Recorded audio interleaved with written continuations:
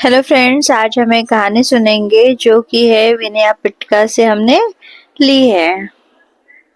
Buddhist नियम की किताब है जो कि विनय पिटक है। ये कथा विनय पिटक में मिलती है। नाग का भिक्खु बनने का प्रयास।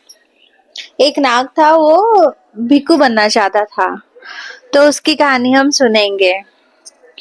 एक बार एक नाग, एक दिव्य सांप जो रूप बदल सकता था, को अपनी नाग योनि से निराशा हुई। उसे लगा कि अगर वो बुद्ध भगवान के संघ में शामिल होकर ध्यान करेगा तो शायद अगले जन्म में वो मनुष्य के रूप में पैदा हो सकेगा। उसने एक सुंदर मनुष्य का रूप धारण किया और संघ में गया। भिक्खु को लगा कि वो एक साधारण इंसान है, इसलिए उन्होंने उसे दीक्षा दे दी और वो संघ में रहने लगा। अब सच्चाई कैसे सामने आई कि वो नाग था। नागों के साथ एक शर्त होती है कि वे दो स्थितियों में अपने असली रूप में आ जाते हैं। जब वे गहरी नींद में हो, जब वे किसी से संभोग करें। एक दिन वो नाग भिक्खु अपनी कुटिया में सो रहा था। उसे लगा कि वो सुरक्षित है, इसलिए वो गहरी नींद में चला गया। जैसे ही वो सोया, उसने अपना मनुष्य रूप खो दिया और वो एक विशालकाय सांप नाग बन गया। उसका शरीर कुटिया से बाहर निकलने लगा।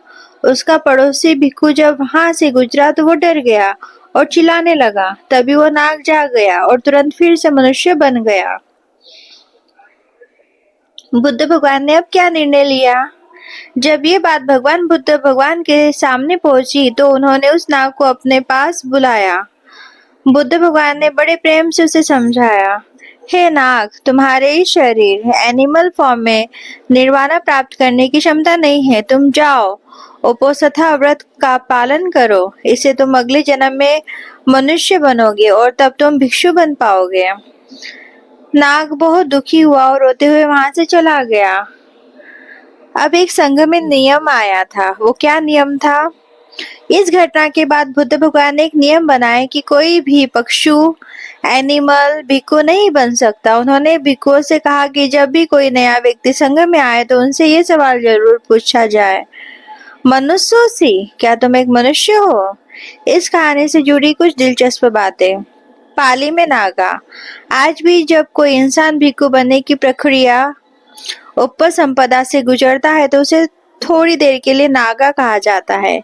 ये उस नाग की याद में है जो भिक्खु बनना चाहता था। अनुशासन। ये कहानी दर्शाती है कि बुद्धिज्म में ध्यान और ज्ञान के लिए मनुष्य जन्म को सबसे श्रेष्ठ माना गया है। तो हम एक बहुत श्रेष्ठ लोक में हैं जो कि मनुष्य लोक है, जिसमें हम अच्छे पुण्य कर्म करके हम बहुत अच्छे जन्म तो ले ही सकते हैं और हम निर्वाणा तक पहुंच भी सकते हैं। So thank you so much. अगर आपको मेरा चैनल अच्छा लगता है तो प्लीज़ लाइक और सब्सक्राइब जरूर करिएगा। मिलते हैं हम नेक्स्ट वीडियो में। Bye bye, take care.